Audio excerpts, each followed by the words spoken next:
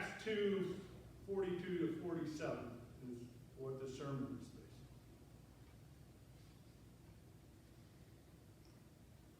on. Luke is telling us the beginnings of the church after Pentecost, the church. It's still the church. No matter how many denominations you have, it's still the church. They devoted themselves, they being the apostles, devoted themselves to the apostles' teaching and fellowship, to the breaking of bread and the prayers. All came upon everyone because many wonders and signs were being done by the apostles. All who believed were together and had all things in common. They would sell their possessions and goods and distribute their proceeds to all, as any had need. Day by day, as they spent much time together in the temple, they broke bread at home and ate their food with glad and generous hearts, praising God and having the goodwill of all the people. And day by day, the Lord added to their number those who were being saved. The word of the Lord.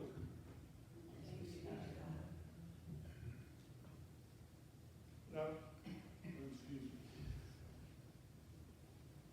Some of you might have heard this preached like in October for a stewardship meeting, right? Or a stewardship meeting. We're supposed to pull all our stuff together and give it all away, or at least help everybody with it. That's not the American way to do things. It doesn't sell very good. So I'm not going to preach that. But what I am going to preach are the things that Luke writes in this that the church was doing. Because these are things that all churches can do. The Western world has kind of forgot about putting stuff together. But the rest of these, I think, hold water. First of all, they devoted themselves to the apostles' teaching. It is why we read the Gospels and the epistles in the New Testament and read the Old Testament. That is what these men and women in the early church were reading and talking about. Now, over the last 2,000 years, there's lots of ways that things have been diced and spliced and put together and taken apart that some of us think were good ideas and other people think are really bad ideas. But I think the most important thing is the effort to actually do it the first time. To take and hear the Bible read out loud, as we do on Saturday morning at Hollybrook, as I try to do here, hear it out loud, and then reimagine it in our world, in our time, for what we can do to follow God's way. It is the effort and not the specific that's important. How do most people hear the Bible? How do you think they hear the Bible? Church and Sunday school. That's the only way. Now, there are some people, and I'll embarrass her, like Carla, who read it religiously every day. That's a rare person. Thank you for doing that, Carla, because she always keeps me on my toes. But that's a rare person. Somebody who not just reads a verse and thinks about it. There are devotions all over the internet, and everybody has them at home in little books. I have one by, well, it wasn't by Abraham Lincoln, but it's the devotion of Abraham Lincoln, who didn't go to church, but he belonged to the Presbyterian Church in Springfield. But he never went, or very seldom. But I thought that was an interesting devotion. So you open it up to the day, and the week, and the year, and the month, and it has a verse. And you see it, we pray. That's not the way the apostles read the Bible. That's not the way that I think we need to read the Bible. There's nothing wrong with it. But without the other parts of it, and when you go from one verse in one book to another verse in the next book, the next day, there's no continuity. That doesn't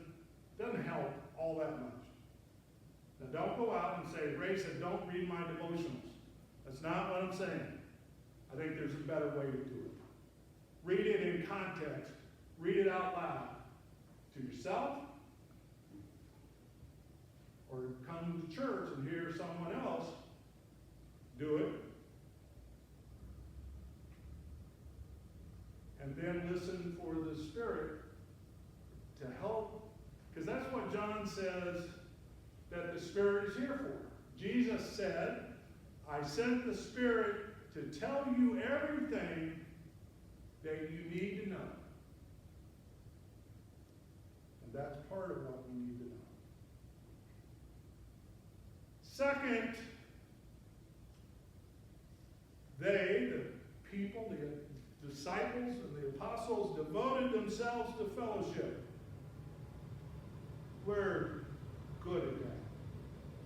We welcome people, we talk to people, we want people to belong. But it's an ongoing, everyday project. I don't even know if it's always on Sunday because we don't get that many new people anyway to sit, to ask, to go out to lunch and all that. I think it's every day that we are out in public or with friends or with family saying, hey, did you think about that? Did you read that? What do you think of that? I think that we do it less and less now than we used to do it 50 to 75 years ago. Actually, I don't know if that's a good thing or a bad thing. It depends on who's sitting at the table giving you the lesson, right? Could be somebody that has his own or her own agenda. But I think we do a good job with the fellowship part.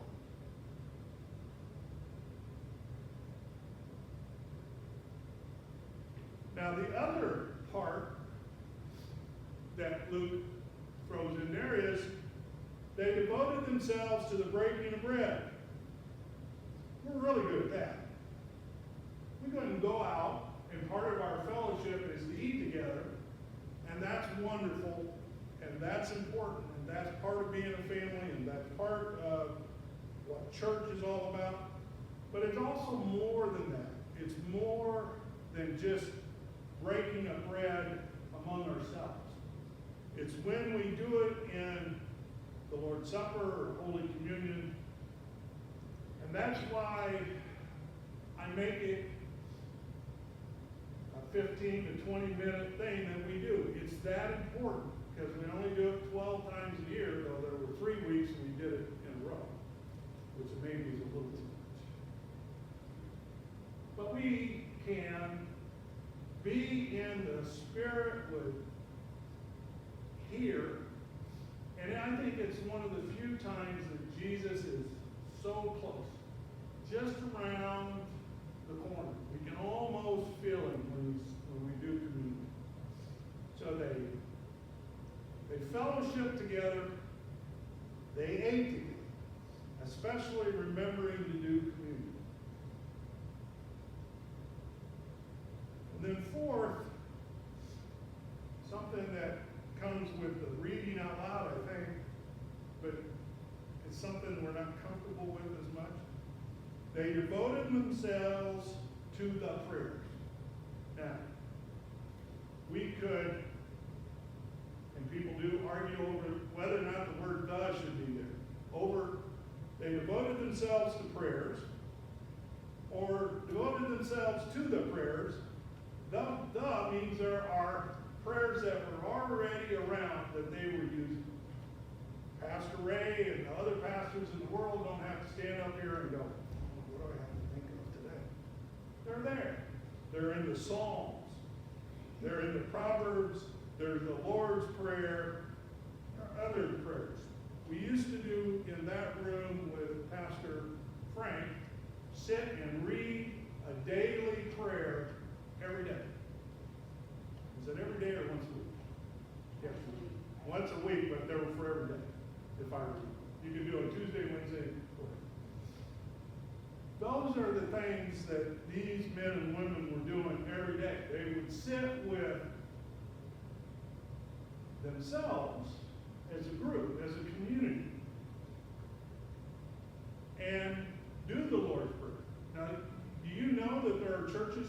that don't recite the Lord's Prayer. They just don't do it. There are other churches that don't recite the Apostles' Creed because they don't believe there are creeds in the Bible, because the Apostles' Creed wasn't in the Bible, right? That was something that man wrote 200, 300 years later.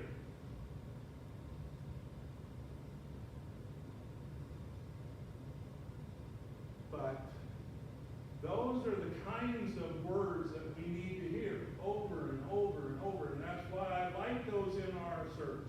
Even though I can understand that sometimes we would like to hear it a little different way, and we can work on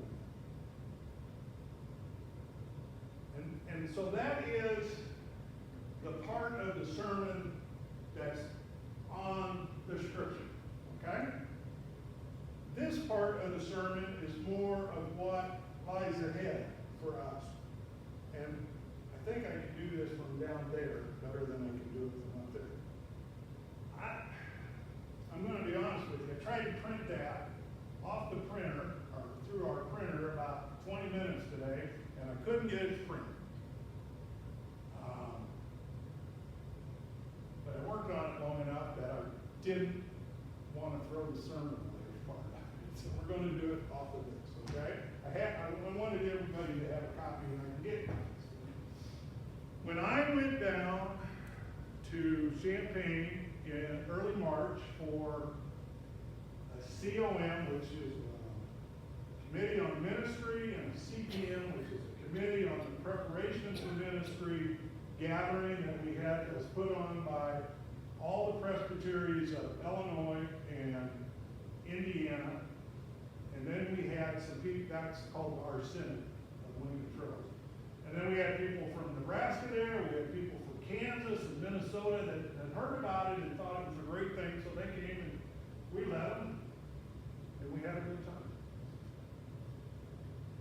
We talked about the future of the church, the future of churches. That's what pastors and ruling elders on sessions all do when we get together. What can I do? What is the silver bullet that I can do to grow my church, to have more rear ends in the pews? That's why I'm down here. Okay? That's how Celso means. This is, I think this has got a pointer. Laser. Come on. I don't see it. Anybody see a laser thing going around? Okay. 2 loops for the life cycle for congregations. In the old days, 10 years ago, there was only 1 loop. We're so desperate, we have 2 loops now. Okay? This is Fruit Loops. Starts here with the birth. Churches grow. And then they kind of get used to what they're doing, and they stop growing in what they call recline. And then they would decline. And when they started going down, people would get nervous, and they'd say, what can we do to make the church grow? We've been asking that question for 30 years, right? Haven't we? That's called revitalizing. There's always programs for it. And then we go around in a circle, and you would come back up to the top, and then you'd start again. That was the idea. You might do that every 10 or 20 years. Churches did that. They had cycles where they did that. Basically, it was based on programs and how you did Sunday school and things like that. I sure wish that thing worked. Okay, so what's new about this? 2 kind of things, 3 things. See the red line that goes out to Elliott? Can you see that red line? That's called the line of delusion. I love the meaning. That means you get to where you're comfortable and you think it's always going to stay that way. And even worse, when you're declining or when you need to start doing something else, you keep on that line because you just think where you're at is super. Okay? Lots of churches are on that red line. They don't even know it, but they're kidding themselves that it's the music or the pastor or whatever the argument is, why we don't have millennials in church, why we don't have the Gen Zers in church. They're not in church because they don't like us. We can't get our act together as old people. They don't like us. So they don't come to our churches. It doesn't matter if you play Beatle music or Bach. They don't come. They stay home. Nationwide. Okay? Now you can say, I know this church and they've got a praise band and they're really big and everybody loves it. No, that's not true. They're dying just like everybody else. Okay? Because the young people in America think we're hypocrites. And we don't do what we say we're going to do. And maybe people with young children are that age will talk to that, but I'm not going to put them on the spot. Am I close? Yeah, what Jesse Okay. So where are we?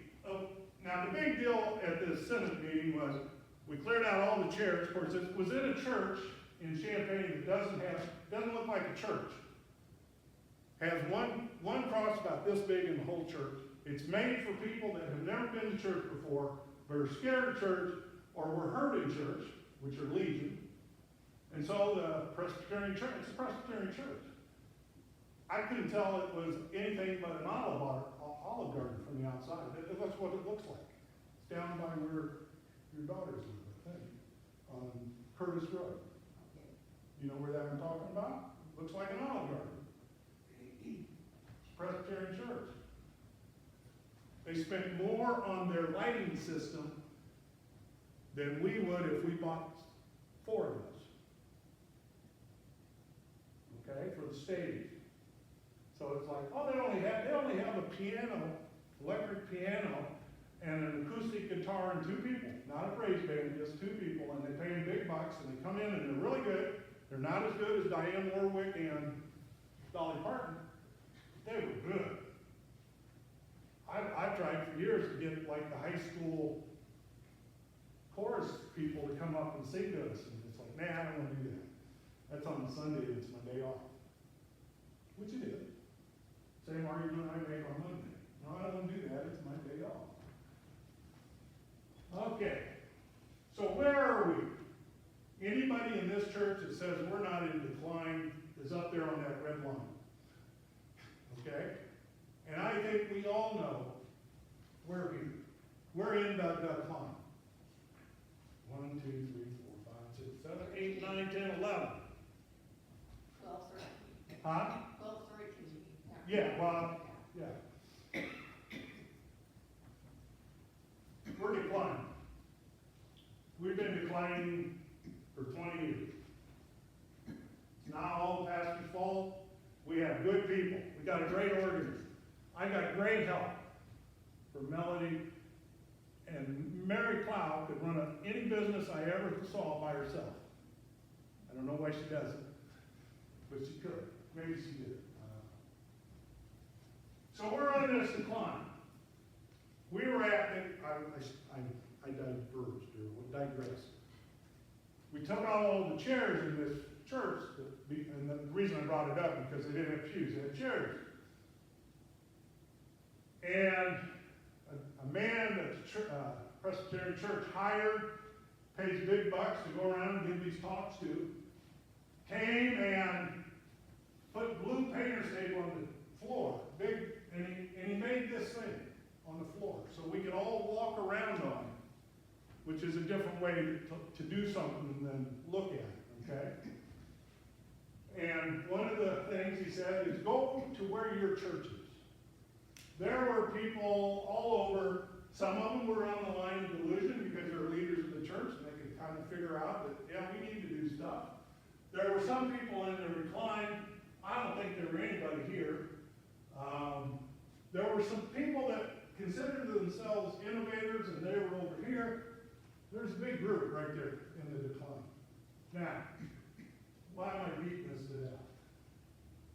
See how the decline splits about right there? See that? Okay. We's about right there. All right? We've been doing good work. Do you know we've given over $400,000? We have donated, we have, whatever word we want to use, gifted, $400,000 in less than 2.5 years. I can tell you right now, there isn't a church in the history of Gibson City that's ever done that. That's something to be proud of. It was an amazing feat of sight to be able to see a couple years ago, to sell the farm so we could have a chance to do two things. We are either, remember, I'm telling you, we're here. We're either going to, in the next 6 months or 2 years, because I want to make this clear, that decline is, where it says decline, it looks like a short path, but I'm telling you it's 20, 30 years, okay? So don't go home and kick your mirror or your dog or something, all right? Or your cat. So we're here. Something's going to happen. The Holy Spirit's going to do something. I sound like a Pentecostal. The Holy Spirit's going to do something in this church. We are either going to transition into something else, probably a Presbyterian church. I don't know. We don't know. We don't know what happens here. There are churches that are starting to do this.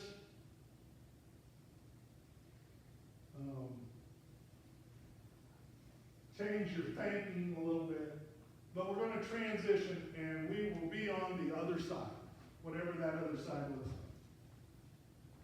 like. The other word, you see this word hospice? You know what hospice means? Okay?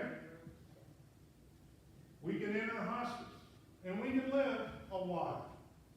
But when you enter into hospice, you end up in this compost pile. And that is not a negative either. What do you use compost for? To grow other things. Now, and so that's why, I'm not going to say I fell in love with this, but I think this speaks more than some of the other things that I've heard in both the business world and other worlds. Because, everybody looks for the silver bullet, right? The Lone Ranger wasn't alone. Okay, everybody wants the silver bullet. There ain't none. It's all about hard work and time and having enough time to have some of your other assets. Now, if you were in a town that had a high school that had 3,000 kids in it, you might be doing something more youth-oriented. We have a high school that I graduated 50 years ago this year. We had 90 kids in high school when I graduated. They got 60 now, and they, merged twice. It's a losing battle, okay? It's a losing battle. I'm not saying we don't want the kids. There aren't any kids. Not to grow a congregation, okay? We all got our own Kirchenplatz and our own Swanson families and all that. That's fine, but you're not going to grow a church that way. So we either become compost, and then we get into this where the innovators use what we have, and there are some people in this church that, no, we're never going to let the Presbyterian Church use anything that we have because it's ours. That sounds a little less like I wanted to hear it said out loud. Okay? I know all about not wanting to be done. As I mentioned in this service, I've never mentioned this out loud. I went bankrupt once. I had a friend, his name was Steve Miller. He said to me one time, I got my master's degree in failure. Costing big bucks. It cost me bucks. It cost me a lot of shame.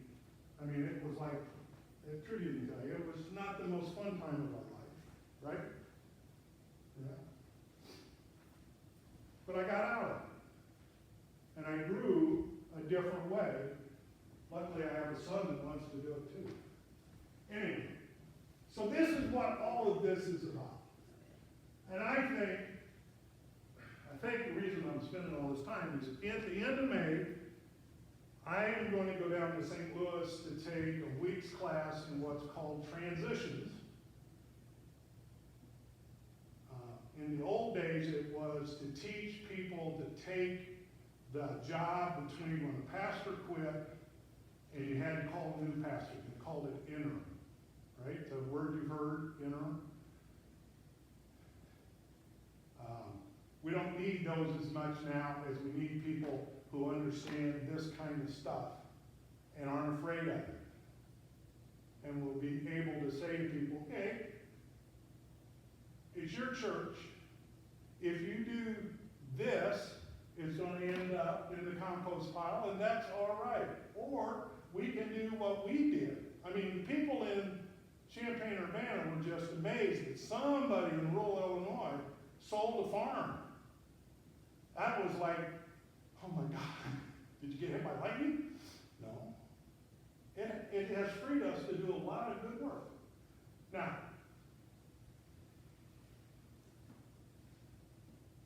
I hope that work continues. That's my goal, is that work continue. There's going to be a day when we decide what we do next. And that will decide if we get to go on the transition thing or if we get to go in the compost pile. And I'm not saying one is better than the other. I'm not really saying that. Because church is going to change. Okay? There are multitudes of fights all over America about lots of things. And I'm not going to get into any of that, but it even comes home to rest in Gibson City. Okay?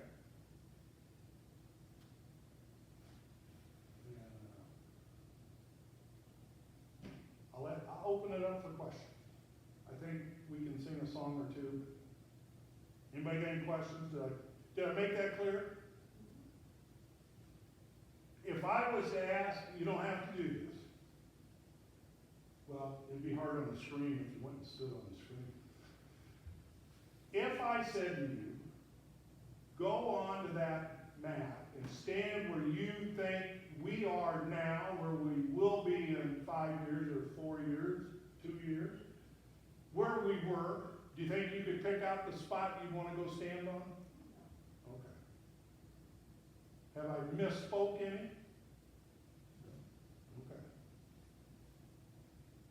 So that's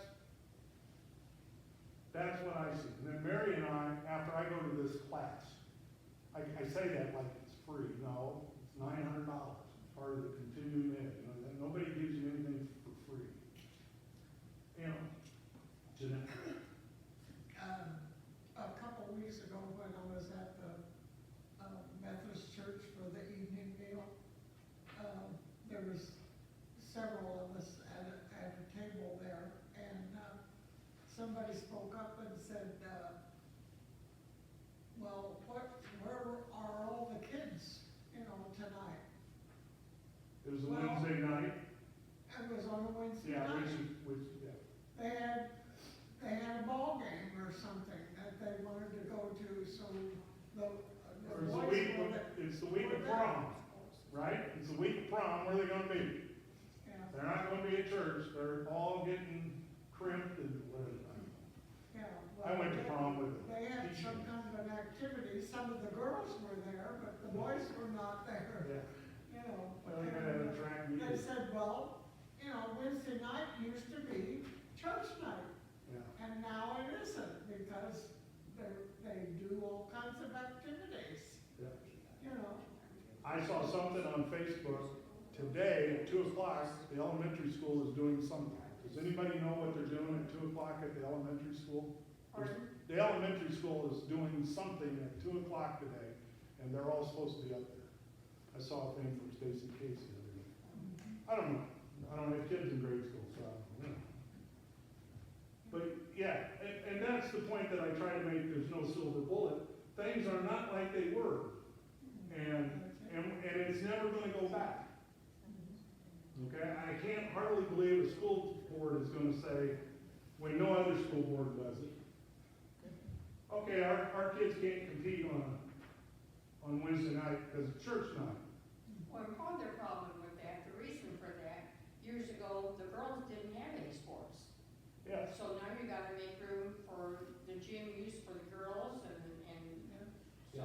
And that's one of the reasons they said they built that Right, thing on but you run Watson. out of Space. times to have.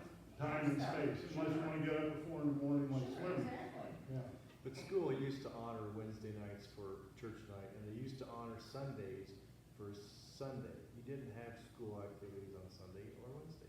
no, They honored that, and it's not honored anymore, so But it then starts we with, didn't it have starts team with sports. education. You didn't have traveling sports. You didn't- you when didn't. they didn't have. Exactly. You couldn't do everything. I know it. but we live in a society where you do everything. Right. Or that parent that doesn't take his kid to the traveling league is gonna be shamed by his buddies because that kid is not on the traveling league. Now, whether he can sustain that shame is a different story. And he's not gonna be as good as the rest of the kids because he missed that extra time, so he's not gonna be. Yeah, on because the practice list. makes perfect. Nothing makes more sense to me than listen to the 5th grade band and the 8th I grade know, band. it's amazing. It's like, damn, how did they do that? Well, how they do it is they spend 2 or 3 days during the day in class practicing. And darn, it makes a lot of difference. Same difference it made for me doing fractions, right? I didn't like doing fractions either, but you gotta learn, nobody said, oh, you're never gonna use that. Try to be in the flooring business, not use math. When I come to church, a lot of times there's several cars at the laundromat down here. Sunday morning, There's the only time they have. doing some of their work that, they and didn't get are we done gonna look in the down on day. those people that have to do that on Sunday, because they got 2 jobs? They all have Go no to time. church. Or they have kids, in all these sports, and they're going to the sports in the Yeah. evenings. That's true too. So, yeah. Yeah. It's- You know, yeah, Last Sunday when we weren't in church, I went to church in the theater where we meet yes. on Saturday. And Who I led that? don't think my mouth dropped open, but it happened to be the Bible church. Yeah, The pews were full. There were kids all over, moms taking them down the aisle to go to the bathroom and what have.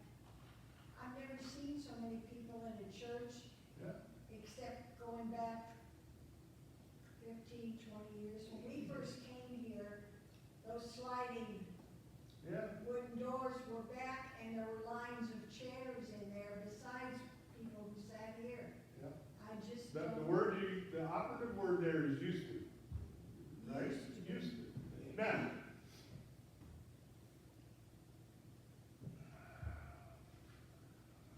I'm hoping I don't get hit by lightning. Yeah, when I was in, seventh grade, at that time, a bunch of kids left this church and went to the Methodist church. Right. And, It's for the friends. yeah, Yeah. but of course, my parents wouldn't let me. Well, And that Swearingen man was my Sunday school teacher, and I had to study my Sunday school lesson every Saturday night because I was the only person in that Sunday school class. Had to answer all the turned questions. out good for you. I guess. Linda laughs, she says, youth fellowship, when she was in high school, was Dr. Chandler, Linda, and Amy. Yeah, I bet that's true.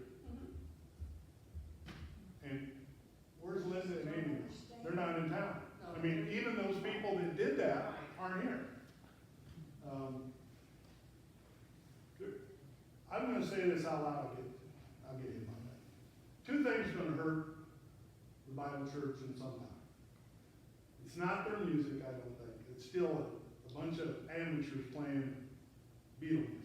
I don't care what else, whatever you call it, what it It is. isn't rock music or. Yeah. They don't- Huh? They don't have a praise band. Well, not anymore, the gassers and all that don't do that anymore. Okay, I good. think, So anyway, yeah. they've had a pastor, they've had a sane pastor, a strong, good man for 25 years. He's leaving, he's retiring. You know what kills more churches than anything is pastors leaving. Okay? He walked a lot. That's why he made it 25 years. You know,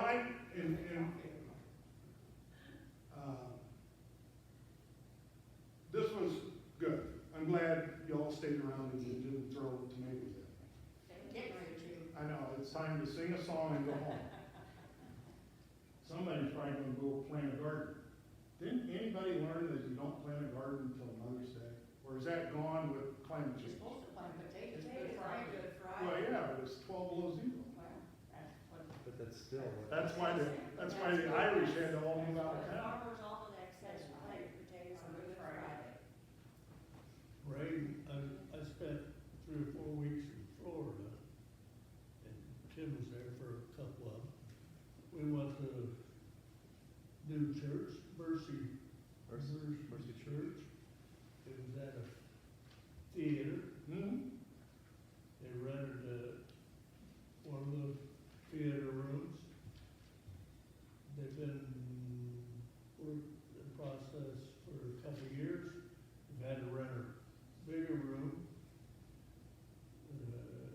They have a 20+ young kids. And Yeah. What are they gonna have to do, Ted, when They they have a- wanna get bigger, and the people that go to that church are gonna have to give money? And they're gonna start passing the plate, which is a big thing now, they don't pass plates. they don't pass the plate, they have. Why do you have to pass the plate? Because you got bills. That's the only reason to pay us a plate. And a lot of these people always said, what was the seat, Beverly, you are more than welcome. Can we listen to it? Now, I'm gonna excuse you, okay? Because